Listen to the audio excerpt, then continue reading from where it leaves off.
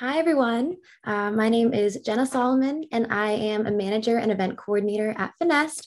Thank you so much to all of our panelists on that first panel and to Donna for hosting. That was amazing. And I know I learned so much good info about just the way music marketing is changing with all the new technology that we have available to us. So I hope that everyone was paying attention, taking lots of notes, because there was so much good info there. Obviously, reliable revenue streams are very important for artists, creators, anybody really involved in the music industry. And one of the newest revenue sources that has kind of been taking over the industry lately is NFTs. And we started to touch on NFTs a bit in that first panel, but we're really going to dive in to NFTs more in depth in this next panel. So we will head right over to that. And that is how the music economy profits from NFTs, hosted by our very own Christy Yu. So Christy, I will pass the mic right to you in just a moment.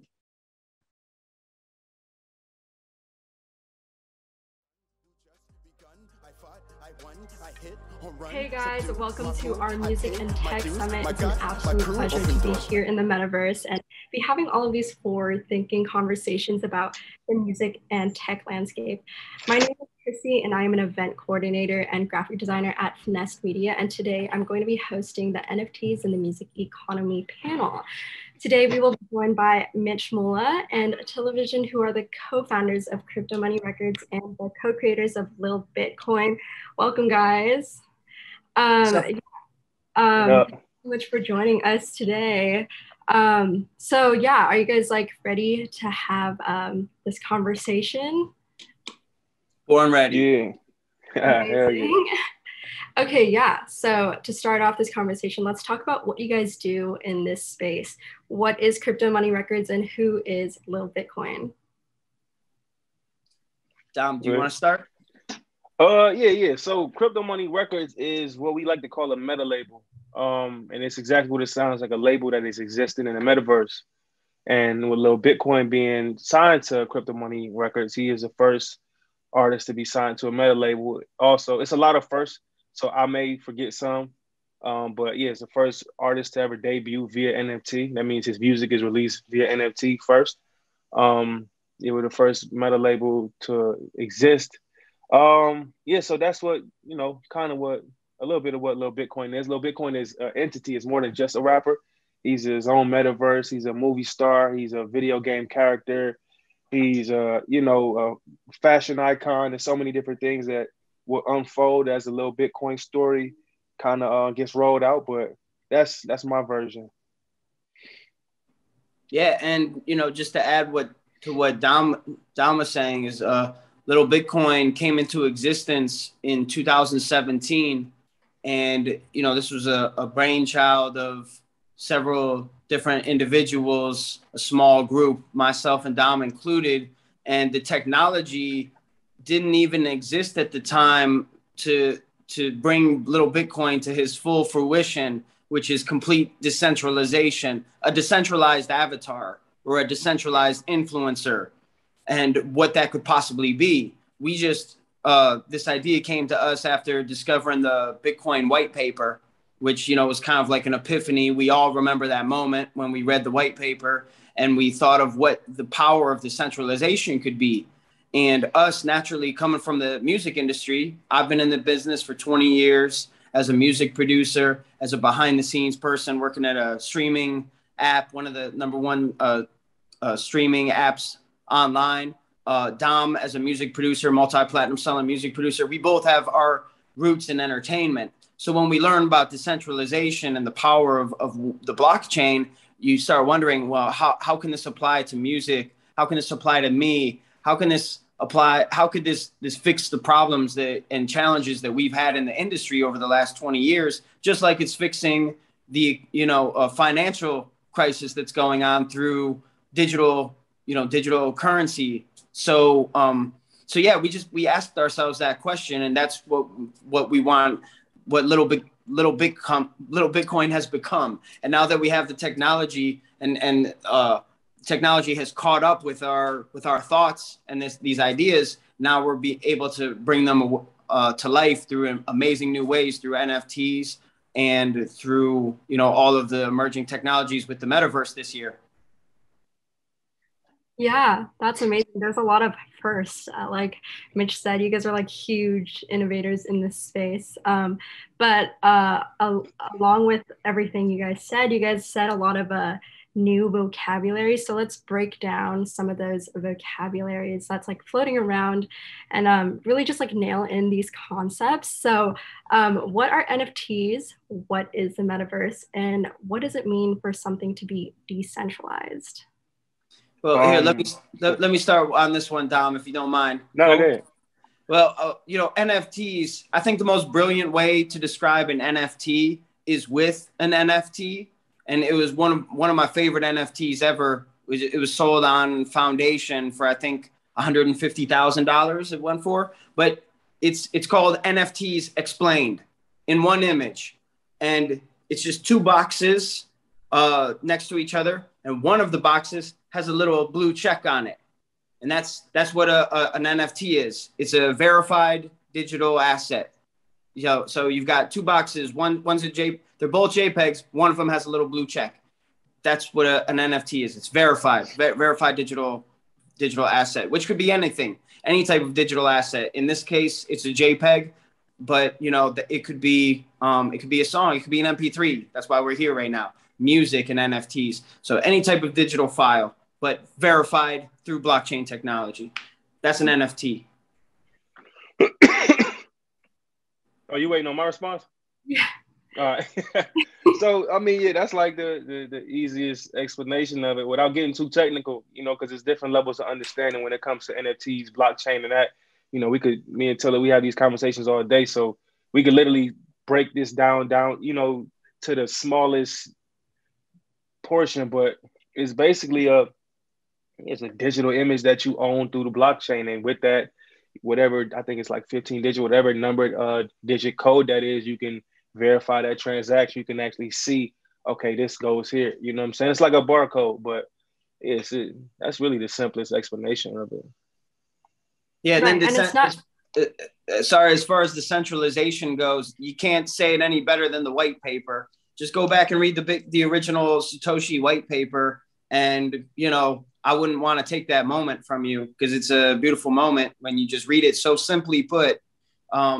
Something that feels so technical and outside of the grasp of what you can think of, but how it's worded, I don't know, for some reason it just makes sense whenever you read it. Even if you're not like a super technical smart person, you get it, you understand it through how it's written and condensed into just like a single white paper. So I suggest anybody just Google the white paper, Satoshi's white paper, and you'll learn a little bit more about decentralization. And then that's the beginning of the rabbit hole. And then good luck, because it goes deep. Just like briefly, what is the Satoshi white paper? So, it's just basically like with all these coins, as far as I understand, whenever these tokens and coins and different ideas come out, like a white paper would come with it, which is basically like a very like the synopsis or the idea, like simply put in a single paper of this is what the idea is. And that's why when you have any of these NFT projects or, like different blockchain technologies, they'll have a white paper, and it's just like, what's your business proposal? What is the idea at its core? So that's the Bitcoin white paper. Is just like at its core, simply put, what are you accomplishing? What is this all about? It's just like, I think it's like 2 pages or something, but yeah, very easy to find. Decentralization, for all of the people into music, I'm gonna try to make it real simple. It's essentially like, imagine you have 2 artists. One artist is signed, right? And in order for him to put out music, he has to go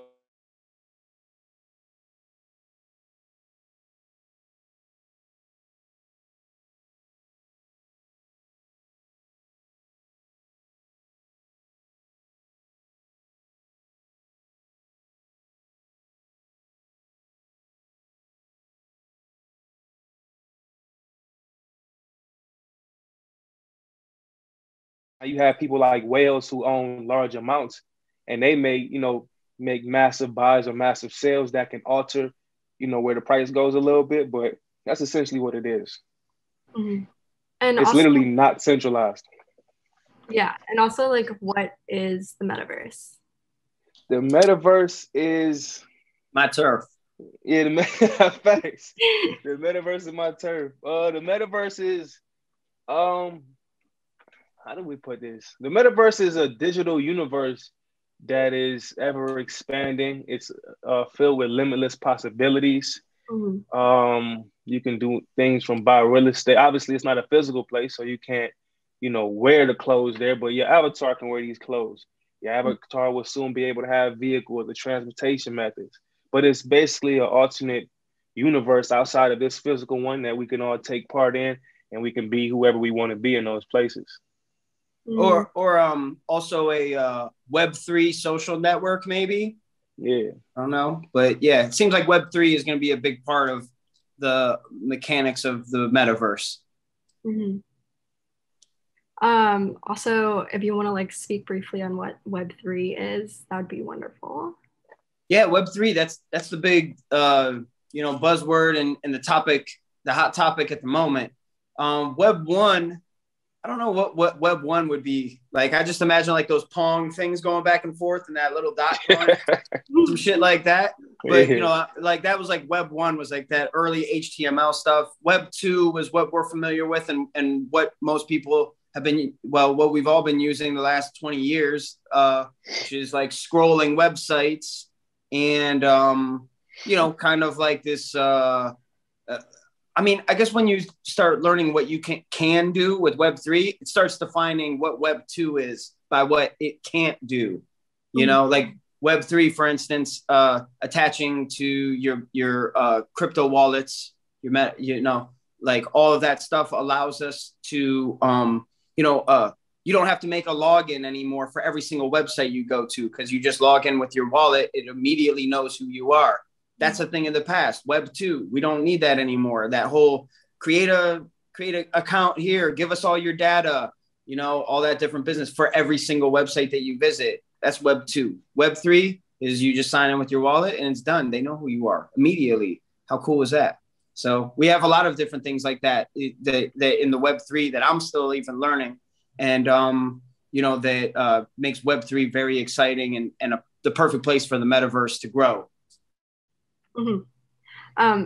That's such a great definition. And now that we've been able to like define some of these concepts, I want to know like what inspired you guys to pursue this intersection of like music and crypto. Yeah. With the creation of Little Bitcoin, being in 2017, that Tilla mentioned, I like to also point out when Tilla and I created the concept of Little Bitcoin, it was the first time we ever met. It was within the first, I think, 2 or 3 hours of us meeting where we came up with the concept, right? But where we come now, where we're doing cryptos and NFTs, not cryptos and NFTs, but music and NFTs, where we at now, what it is, early on this year, Tilla hit me up in regards to the Little Bitcoin project. This is prior to me knowing anything about NFTs. All I knew was the Top Shot stuff. Anybody know about the Top Shot? They were a big topic. I think that's still a pretty big topic, but he hit me up and like, yo, we can do Little Bitcoin. The time is now. The space is perfect. Everything that we talked about is here. And then after that, he sent some videos over and I checked it out. And it was like, okay, cool. We already had songs that we made in 2017 talking about crypto. Like we have receipts for all of this stuff. When we say we the first crypto rapper, like we got the songs, we got the emails, like, you know what I'm saying? So we automatically, when he came into this space, we kind of had a jump start because we already had a concept, we already had an IP, and we already had like a foundation. We had videos, we had stuff already lined up.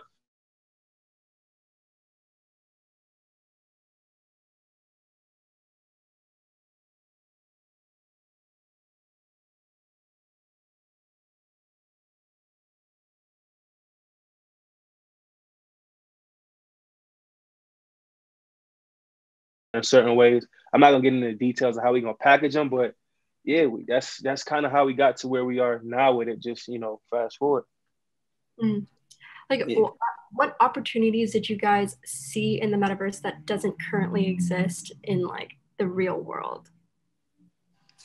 I would say the opportunity to feels like to collaborate is where it's a little more difficult in the real world. It seems like there's really real possibilities in the metaverse to collaborate with all different types of people from all around the world, all age groups, older folks, younger folks. We're all eternal on the block or in the metaverse, older folks can be in the nursing homes, but still mobile and moving through, vast spaces that are interesting and interacting with young people that maybe, in ways that you wouldn't normally be doing. So I think these types of interactions, and then the ability to share profits through smart contracts, so that, if the three of us have an idea right here, right now, we can create something, and we create the royalty splits. And tonight we sell 100 of them, and the three of us get our cuts immediately. Like, that's just something that we never experienced in the entertainment business and the record and dealing with record labels. So, I mean, like, right there, just the abilities for collaborations and what you can create together, to me, is really where the most exciting things are happening, and you're seeing things like exponentially being created faster and better. So it's kind of hard to ignore or miss. Mm-hmm. Yeah, there's like clearly like so much to explore in this intersection. Like, the metaverse like has really provided like a whole new realm of like what could exist, and is like forcing us to rethink what is possible. And like, speaking of rethinking, what do you think the future of financing artists looks like with NFTs in context? Like, specifically, how can finances be redistributed now that artists can have more agency in this crypto landscape? I think it's a no-brainer for any company that's paying their artists to use blockchain technology. Any company that is not putting R&D into blockchain payments is literally doing whoever their clientele a disservice, because it's like I said, it's the most clear-cut, simple solution. Give you an example. I worked with a record label this past summer. Well, I did the record in 2020. I signed a contract for them in June 2021, right? For a good amount of money. Nothing huge, 5 figures, right? And it took them 4 months to add me to the system to get paid. So imagine if I'm putting my financial future on. Imagine my financial future, my finances. How do I budget around that? How do I budget around signing a contract in June and getting paid in October? You know what I'm saying? But imagine now we're using blockchain technology. That money comes right away. My manager gets a split, my attorney gets a split, and there's no long waiting process. So like I said, it's the most obvious thing for any publishing company, record labels, but they kind of work on a different time. So that's part of the reason why I'm here in the metaverse. We got a dope project. I love it. And it's just seamless. It's easier to deal with and handle, and when the payment's coming. Yeah, really, like the music industry and the film business, and I'm sure a lot of other corporate structures, you deal with a lot of gatekeepers, and this space like automates the gatekeeping part, like through the smart contract. So there's no devious entities that could possibly be sprinkled in there that are, taking things like there's no room for human greed within the smart contracts, where they're just very rigid. And so a lot of the gatekeepers are no longer needed. So a lot of them, they have to find new creative ways to find a new place in this business, because they're going to be out of jobs. Their jobs are being taken by robots, like everybody's jobs. But I mean, these are some of the first ones to go, is some of these automatic transaction things that normally it takes somebody to sit there and, handle all that. And, the smart contracts will, going to do away with a lot of those people. So that means more money for the artist at the end of the day. There's less hands in the pot. Mm-hmm. I think also to add to that is like, with labels having an old payment structure, because you have to do the whole ACH payment, this just simplifies that whole method. It's actually easier for them as well to do blockchain payments, and it's more cost effective. But yeah. Right. Can you guys be like a little bit more specific about how, like, what is possible? So like, how does distributing like royalties, or like, what is like a way to finance the artist through crypto?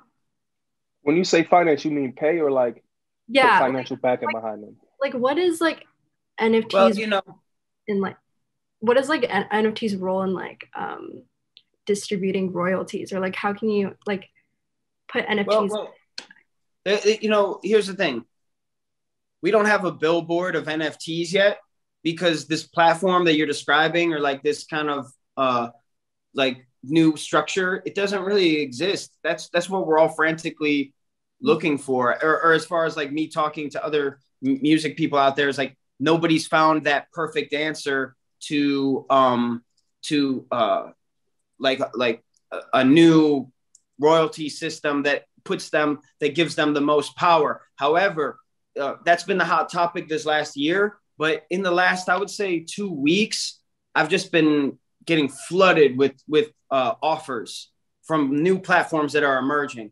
So the need was clearly there this last year, and you saw art and what art has done in NFTs, but you haven't really seen that as much on the music side, unless there was an art counterpart to it. Like, oh, there's this art, then the music was played secondary. I think if you looked at sales just overall, if you were going to compare like, you know, physical or art, like visual NFTs to music NFTs, like you would just see like it's been more about the visual this year. But the music, I just saw sound.xyz, a new platform, 21 Savage bought into it, a number of other people. I saw another one called Vault came onto my radar. Catalog, beta.catalog.works, I think it is, or just look up catalog.nfts. So there's all these new platforms that claim that they have the answer that we're looking for, which looks something like this: is fans can buy royalties of a, or at least on catalog, is I believe that the fans can buy royalties of a song. So, you know, it can be, you know, 100 different fans can all buy into a song, and now they all own a percentage of the royalties of that song moving forward. I don't know how that looks on paper though, or how that works in, you know, I don't know how that works necessarily. I haven't gone through the upload process, but you know, I think that there's going to be some interesting solutions to that, but that's what we're all looking for. Dom, I don't know. Do you have any, what's been on your radar as far as that goes? Could you ask the question one more time? Because I got a piece of the question.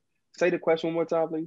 Yeah, I'm more asking about how can NFTs be put in this context of like distributing royalties? So like touched on how fans can own like part of the song and get like part of the royalties, right? Mm-hmm. So how can NFTs finance the artists? Are we talking specifically music artists, right? Yeah. Okay. Murder Beats just did a drop with crypto.com. And this might not be a good example because obviously he's a huge producer. He did a drop on crypto.com. I think within the past couple of days, it did like, I think 400,000. And in that drop, he has 5 items of art and it's playing 15 seconds of a beat. Now, that's an extreme example, right? Because he's a huge artist, but you take another artist that might not be as big, say they do the same thing and they actually make like a beat tape around these visuals. I think partnering with somebody that does visuals would be something that they definitely want to get to. Now I'm just talking about how an artist or a producer can get into the space. And it makes sense, right? They do something like that, I think it'd be enough for them to split with the visual artists and they make money together. So it's like with this space being so new when it comes to music and NFTs, there's no clear-cut answer. There's no like, oh yeah, just sign up for ASCAP or BMI. This doesn't exist. But that's the beauty of it. There's no governing body to like, oh yeah, we're the ones who determine when you get paid. And, you know, it's up to the accounting department to get it right. And, you know, no, that's not how it works. It's literally you come in here, you do something cool and you figure out how to get paid. The beauty of it is there's platforms that you can use to put out your work and you have guaranteed money. That's the only kind of governing body, but it's not even a governing body. It's literally you choose who you want to do distribution with. So when it comes to distribution, like you got DistroKid, TuneCore, and all of them. In this space, you got Foundation, Wearable, Nifty Gateway, and the list goes on. So you literally come in this space and it's like, who do I want to get money with? Who do I want to put my content up with? You know what I mean? So that's where an artist comes into this space and, you know, can make. And I think it's just way more advantageous for them to come in this space, because you literally getting paid right away. You're getting paid for the work you do, not where somebody, like in this space, somebody values your work. You get paid based on that value, not what the label is telling you. Oh no, we ain't got the budget. Like Rarible ain't gonna tell you we ain't got the budget to pay you what you really made, but the label will tell you that. You know what I'm saying? So that's how it exists for artists in this space. Mm-hmm.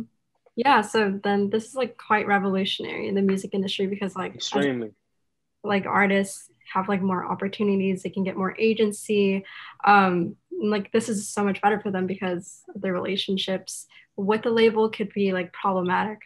So the music industry, let me cut you off for a second. The music industry label thing is a failed business model when it comes to artists.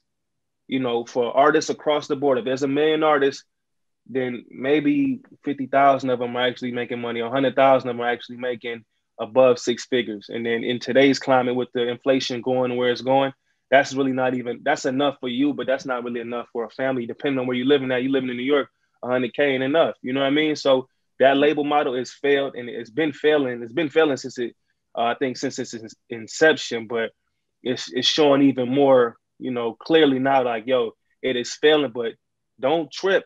It's a life raft over here called NFTs, but this shit is going to turn into the Titanic. You know what I'm saying? Like, it's one of them situations where this is literally the future of where art consumption and art distribution and just, you know, just the appreciation of art is going to go, and you're going to get paid for it.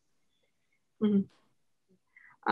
So there is quite a lot of potential with NFTs, as you are saying. So what do you guys think is the future for crypto money records, and where do you see it growing in 5 years? Well, crypto money is, you know, we coined the term meta label, which is a record label in the metaverse. And, you know, because it's a record label in the metaverse, it offers a lot more than a record label. We just use that word for tradition's sake. But, you know, we offer all the metaverse needs of avatar creation and maintenance. So, you know, Little Bitcoin, Crypto Chris, Easy ETH. We have a growing roster of artists that are going to be on Crypto Money Records. And we really just want Crypto Money to serve as a blueprint to show others what you can do in the metaverse. So Little Bitcoin is, you know, fill in the blank. Who's your artist? You know, Crypto Chris, who fill in the blank. So Crypto Money is just a blueprint so that we can show off what is capable in Web3 and in the metaverse. So I would like that in the next 5 years, is to just really lay groundwork to show other people what's possible, so then they can create their own meta labels and we can rebuild the music industry in the metaverse. Yeah. Yeah. I say the same thing. And even to expand on that, Crypto Money Records is the pioneer label in the metaverse. It's the first meta label. You know, like Tilla said, we laying down the blueprint. So Crypto Money Records will be like, you know, the universal records of, or universal music group of this universe that we're living in. We will be that of the metaverse, but we're going to do it the way that, you know, that we see fit, what we feel is the right way, you know? So it's going to be the biggest thing. And, you know, I think it can all be summed up in our slogan, which is the metaverse is our turf.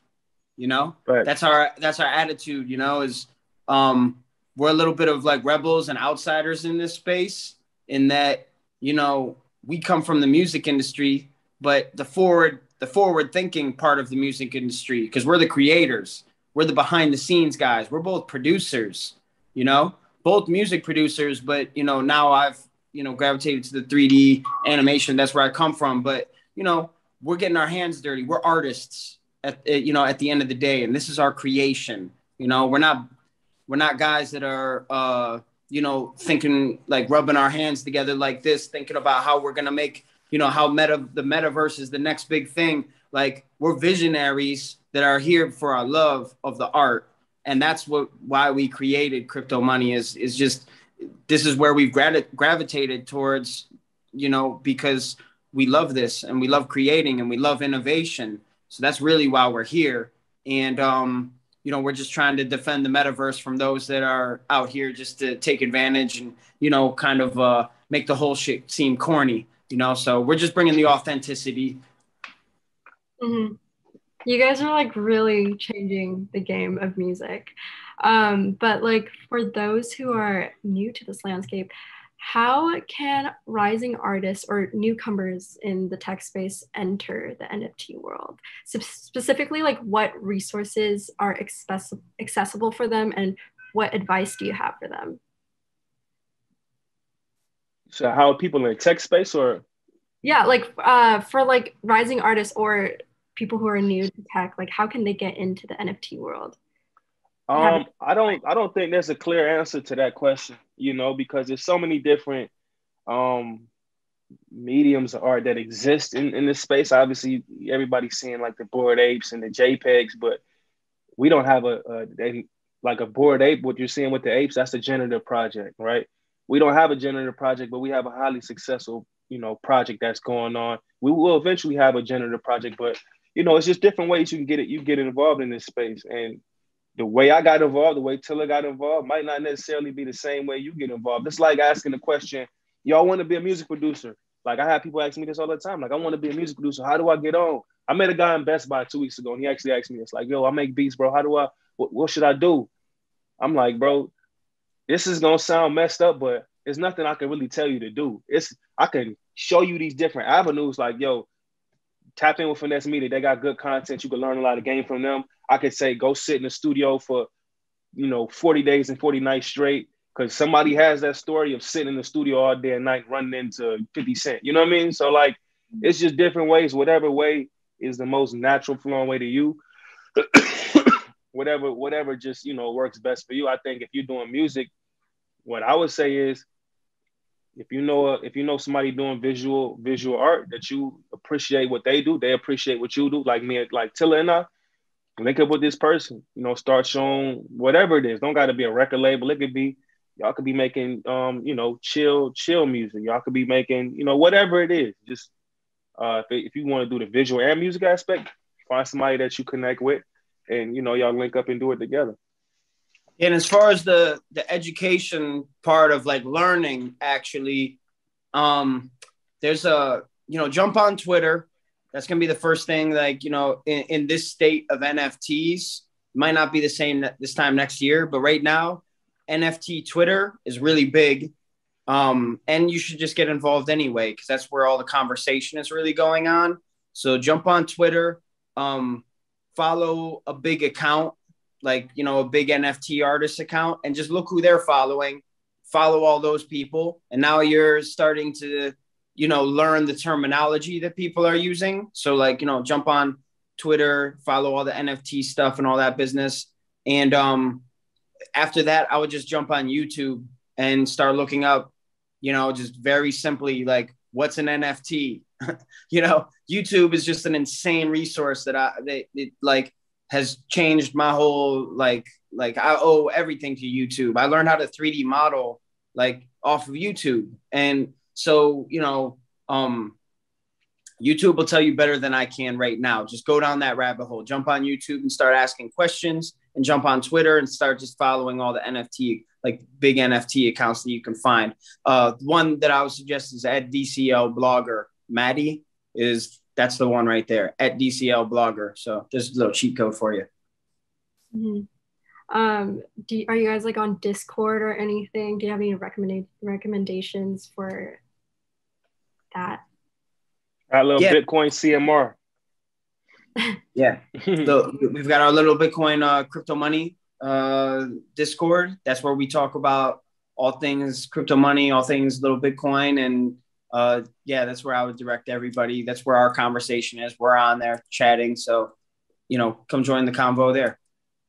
Mm-hmm. I hope you guys are like taking notes, because they're like dropping a lot of good advice right now.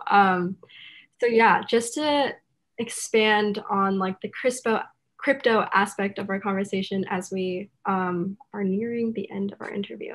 Can you guys speak to the volatility of the crypto exchange market and like why we should get into crypto?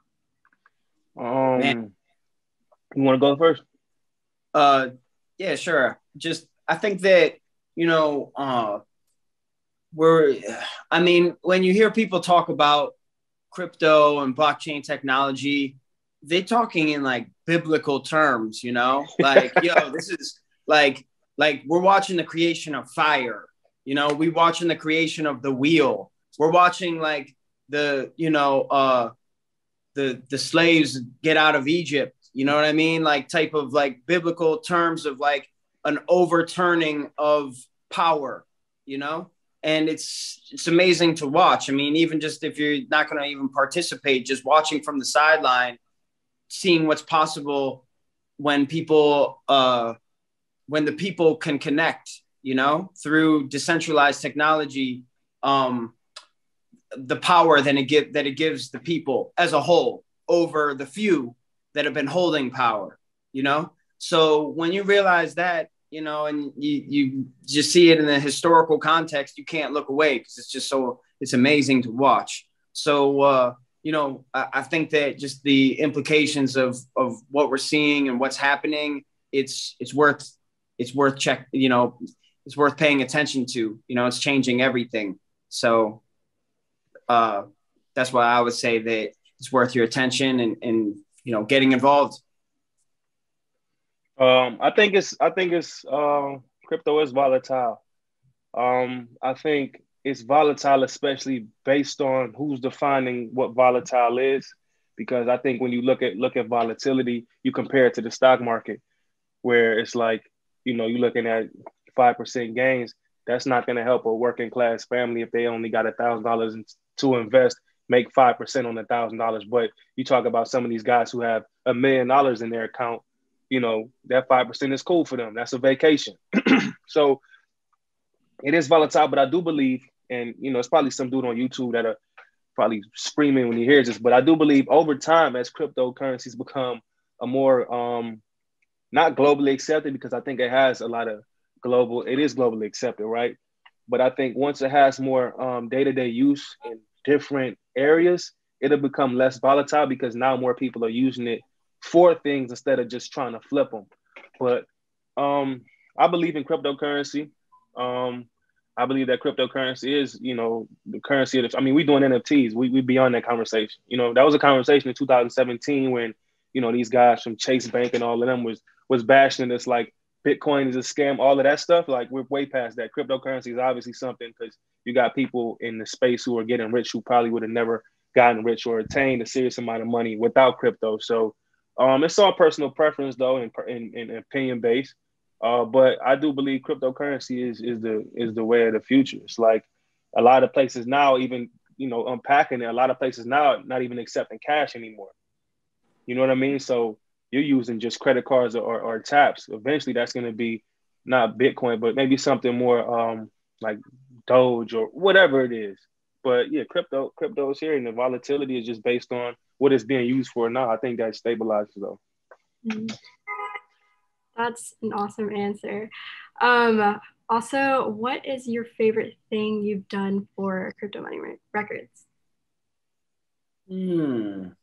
That's a tough one. I think that, you know what, playing in Decentraland was one of my favorite things. Yeah. Like when we had our first show, because then it's you've expanded beyond the canvas. You know, it's no longer something that you're watching on a screen or your phone.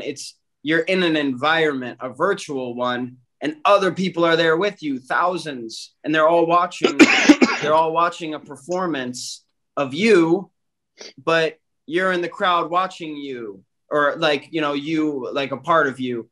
So it's very meta, you know, like you're on stage and you're also in the crowd watching you with thousands of people all over the place, but you're all enjoying this environment and the music you're debuting for the first time. So it was definitely like there's levels to this shit, you know, that's what they say. There's levels. Like that was like, oh, we just leveled up, you know, like it's not just something between me and our fans now, but we're actually in a virtual space and, you know, interacting with other people in a new way. So that was exciting for me.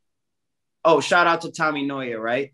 So yeah. Shout out to Tamanoia for sure. Shout out to Colin and and them guys. But yeah, I think the same thing. Yeah, the Central Games. The same thing for me. We were able to perform in the Halloween NFTs or Dead Fest, and we were able to perform in one of the biggest casinos in Decentraland, which is Tamanoia. So that was, I mean, honestly, when we performed the NFTs or Dead concert, like I said, I came into this space, like Tilla just told me, yo, this is what's going on. We got a place now, cool.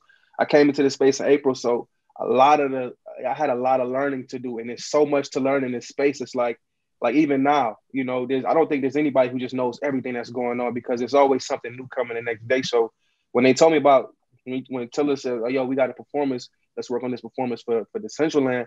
I heard of Decentraland. I'd never been there until like a week before the performance. So to me, it was like, okay, that's cool. But then I actually got in there and I seen like, oh, okay, this is like next level.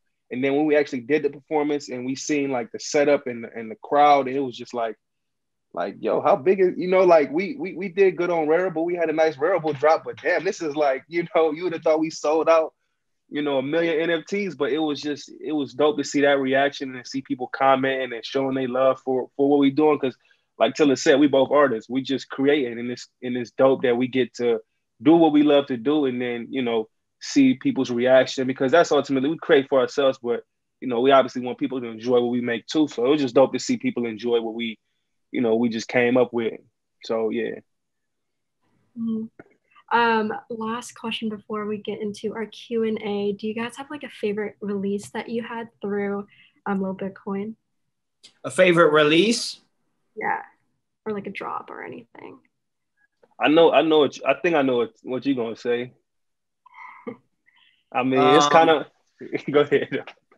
I mean, my favorite was definitely like the crowning piece on our Rarible, which is Satoshi, the Satoshi NFT. That's the first one that comes to mind, just because, creating 50 pieces for Rarible, it was a little bit of like each piece was like an end boss in a video game. So you get to the end of the level and you got to fight that boss. And it was like getting through each one of those 50 pieces was like a boss. And then the final one being Satoshi, like he's like the Bowser of your Mario Brothers, like he's like the end guy that you got to face. And for that one to sell for the most, it broke our previous record of like anything that we had sold in any associated collections previously.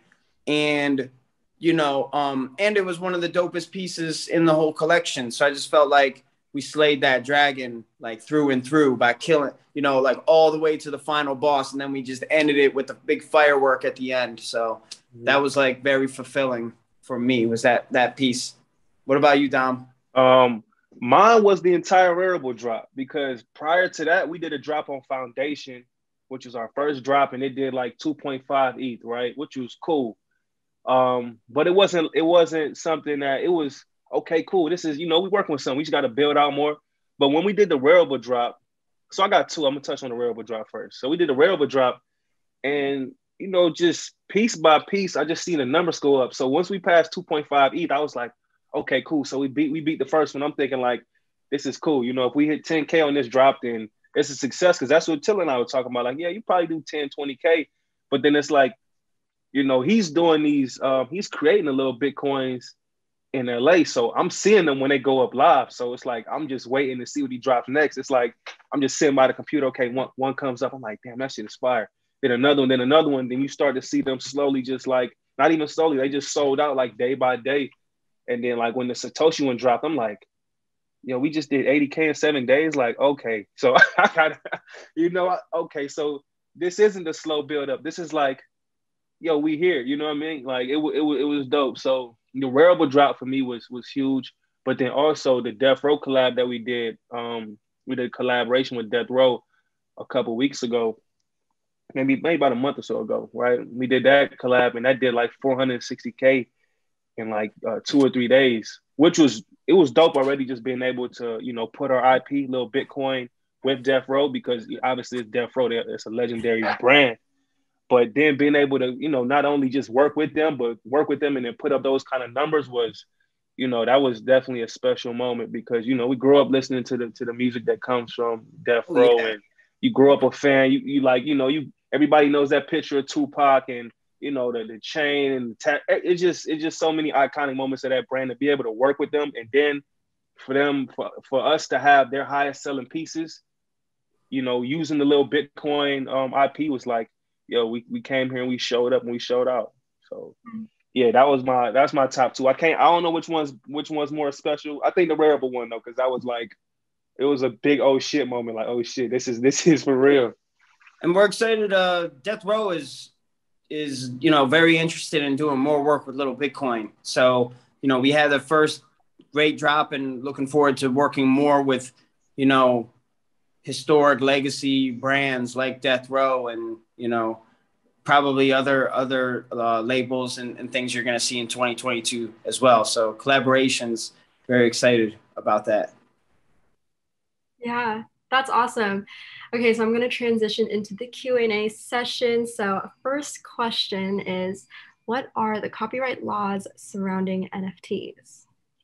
I don't think anybody really knows that. Like there's no code 56 page 2. Like there's nothing like that exists in this space. I think there's obvious things that you just wouldn't touch, and that's just like common sense type of things. But I don't know. Tilla, if you know something different, let me know. But I haven't heard of any like you know, any kind of laws governing this type of stuff. It's just certain things people just don't want to touch. You know, there's a couple people that have been advertising like NFT, like the law, like surrounding NFT and like having like a handbook, like tax related stuff. I don't know anything off the top or anything I can link to right now, but like do a search for it though, because I know a couple people I've seen like advertising like, you know, the tax handbook for NFTs and things like that. But it's good that you're thinking like that for sure. Okay, second question is, NFTs aren't great for the environment with the large amount of electricity they use. Why should people use NFTs knowing this information? And are there moves in the making to make NFTs more eco-friendly? Yeah, I think that there are moves. You know, Ethereum 2.0 is on the way. And, you know, they're advertising, like all of these things are being addressed. They know that that's a big issue. And like we should do everything that we can to be environmentally conscious, not only just in NFTs, but everything that we do in life. Because there's lots of things that we do that aren't the best things for the environment. So, you know, we should pay attention not only to just NFT or not only to other things, but NFTs, of course, as well. And, you know, there's a Tezos, I believe. They have like a smaller imprint, environmental imprint, like utilizing their blockchain. So there's a couple of alternatives to Ethereum that, you know, if like that, they should definitely be considered as options for those reasons. Yeah, I was gonna say the same thing. Is if you know, there are moves being made in this space to, you know, make it more environmentally friendly, and I think that's exactly what needs to happen in this space. But you know, just like this space, it's a lot of things we do on a day-to-day that contribute to global warming or, you know, climate issues. So it's not only NFTs, it's, you know, fossil fuel. It's a bunch of other things that I think we can do to contribute, you know, because this is just a fraction of the problem. This isn't the root of the problem, or it's not the whole problem itself with NFTs.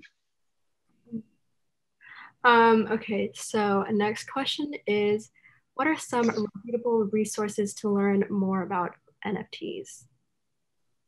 There's a great website called NFTs.tips that, you know, they've been like one of the leaders in sharing information regarding NFTs and having all these cool resources. So NFTs.tips is a good one. You know, there's a couple on YouTube. I follow DCL Blogger. Again, I'm a faithful DCL blogger. You know, like that dude, like on Twitter and on YouTube. He's really good on YouTube.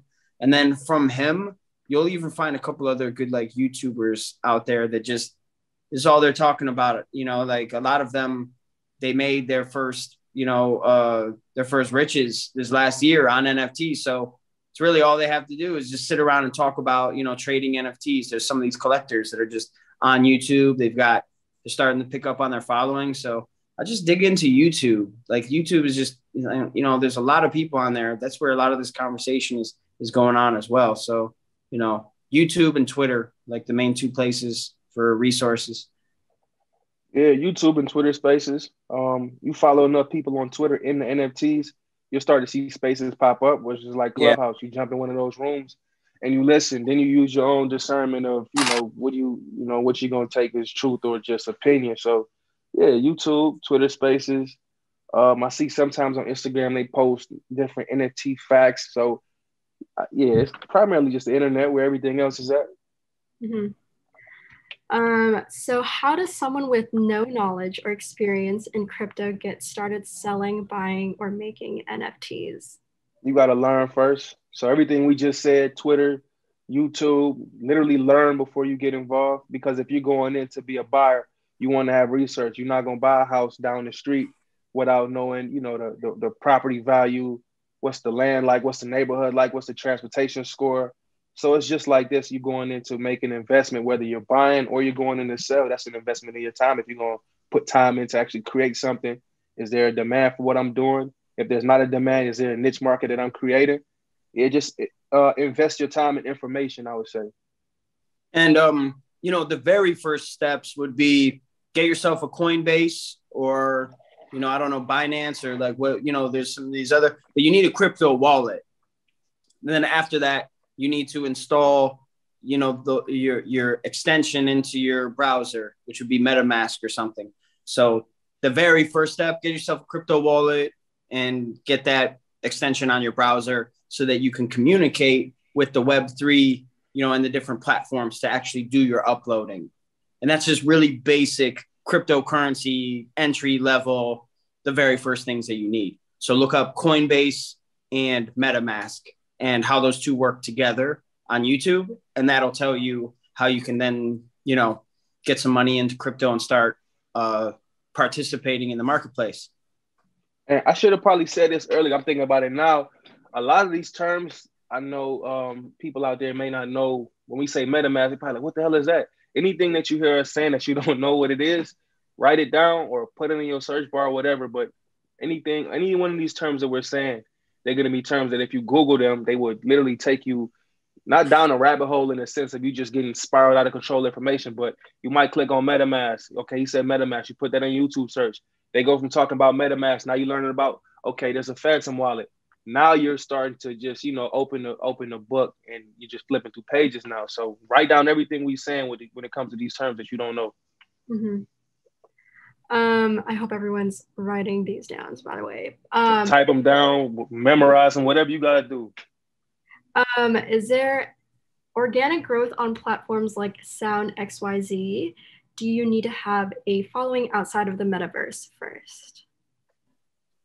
I would say that's all in how you market yourself, and I would say you don't need anything, you can just go in there and put your stuff up. You don't need a fan base. Like, I mean, really, people are so new to this space that, you don't really need that. You don't really need a following. Like, you could really start from the ground up in the metaverse because that's where we're all kind of starting. I mean, some of us are bringing in our, fan bases of 1,000 people or 10,000 people.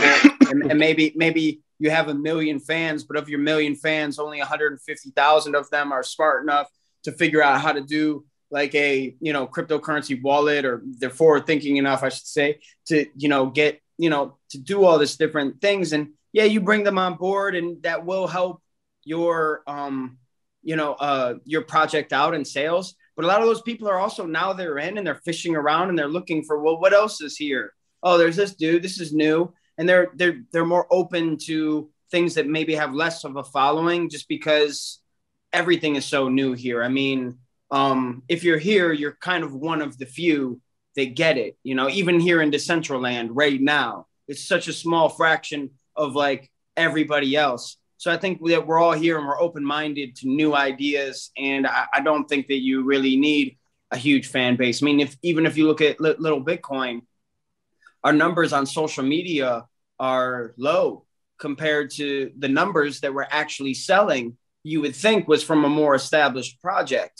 That's how open-minded people are, and how much they'll ape in on some of these projects because they recognize quality. And that's the beauty here, is authenticity and quality gets recognized, or I should say at least a good idea. Might not be artist subjective, but like a good idea, if you have one, your like-minded individuals will be attracted to you. And that's what I tell people about Web3 and about blockchain just in general. What it feels like is like the machinery, or like the mechanism behind the law of attraction, where just strangely things get drawn to you that, you know, it doesn't seem like it happens in the regular world that way. So yeah, if you're an artist, put your stuff up. I promise you that, like, you know, maybe in small quantities or large, but like things are going to start getting attracted to you that fall in line with your ethos, with your beliefs, with your personal narrative.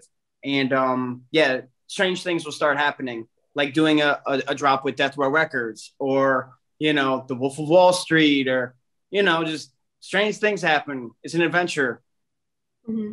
Yeah, I mean, that's funny you say that, because we did a song mentioning the Wolf of Wall Street, and the opportunity came up. You know what I mean, like a lot weird. Of these things, yeah, a lot of these things just line up. But I would say you don't need a huge following. We had 800 followers. I think we had maybe 800 followers on Instagram when we did the wearable drop. Maybe 500 on Twitter. So, you know, this is not a space. You got to come into this with a fresh mind. This isn't the world we live in now, where it's like, oh, I need a million followers and a blue check in order for me to drop my album. Like, even that doesn't even, you know, relate to actual sales. You know what I mean? Like that's a facade, that's an illusion that people kind of believe. So don't take that perception into this world. What I say is, any artist, just give yourself a shot. Literally give yourself a shot. You never know if you're gonna make the shot unless you shoot it. So just, you know, take a chance, put your stuff out there. You're not losing anything by it, you know. How do you find collaborations within the metaverse? It's a lot of NFT events, you know, that we go to, or people that we know. So it's really my experience is just networking in these places. A friend introduced you to this person, you meet this person, that, you know, you just kind of, you know, meet people and talk your project or talk whatever. And, you know, it's just like collaborating in the real world. If the energy is aligned and the thoughts align and it makes sense, you do it. If the opportunity presents itself and it makes sense for both parties, then you do it. Last question. What does the person who buys an NFT, like a music NFT, get? That could be any number of things, you know, depending on, you know, the smart contract that's written up. You know, it could include royalties to the song itself. It could include a piece of art. It could serve, the NFT could serve as a key to unlock your gallery in Decentraland. And you know, people like, you know, like you might cruise around Decentraland and and you can't get inside a certain building because you don't have a certain NFT. But so yeah, that's there's a lot of different things that, you know, could come with an NFT, whether it's a digital collectible or some type of utility. Okay, so that about wraps up our Q&A session. Thank you for everyone for your amazing questions, and thank you for our wonderful panelists, Mitch and Tilla, for sharing all of your knowledge in this somewhat intimidating space. But yeah, and with that, I'm going to pass it off to Marley to close us out for the night.